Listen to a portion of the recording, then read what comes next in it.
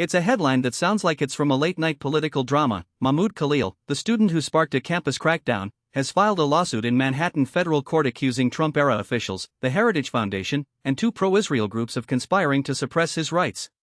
Khalil, a Columbia University protester and green card holder, claims that the administration's actions were not merely controversial policy but part of a coordinated effort that began with a Heritage Foundation plan called Project Esther and ended with arrests carried out by Canary Mission and Bitar.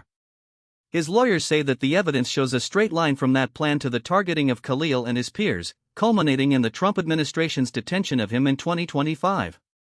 The suit tries to prove that a group of actors, Stephen Miller, the senior Trump aide, Robert Greenway and Victoria Coates, who drafted the Heritage Foundation plan, Canary Mission, a think tank affiliate, and Bitar, a Zionist youth organization, conspired to undermine Khalil's constitutional protections.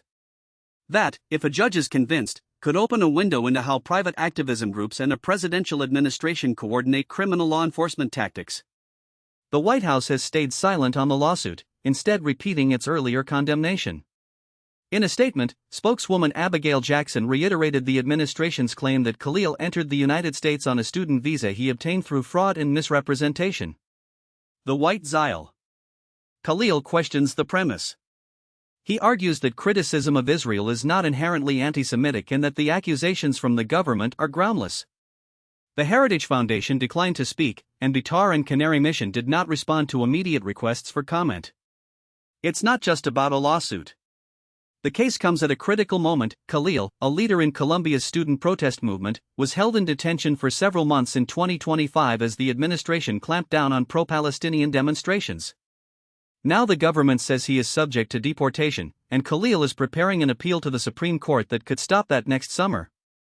If a judge takes up Khalil's claims, the court's ruling's life acknowledgement could shed light on whether private actors were in fact instructing the government's crackdown. Civil law cases often provide the best record in the public domain of how coordinated that kind of conspiracy is, or if it merely appears to be a shared ideological stance. But even if the jury or the judge finds that the actors were ideologically aligned, that does not automatically prove conspiracy. Khalil must produce evidence of an explicit link between the defendants, Miller's communications, the official report underscores him showing Greenway's and Coates' influence, and the operational prescriptions that Canary Mission and Bitar delivered. In short, the lawsuit could either unmask a broader network of coordination or simply overchuaza a story of policy clashing with a dissenting voice. It's a legal minefield for both sides, and it will play out under the spotlight of a door for Khalil to perhaps save his life in the US and his visa status. So if you've been following the campus protests, the Trump administration's immigration controversies, or the escalating conflict between protesters and law enforcement, stay tuned. Khalil's case might be one of the first to show the limits of executive power and question whether a government can truly outrun the courts when it comes to civil liberties. Thank you for listening, and as always, keep asking questions and keeping the conversation going.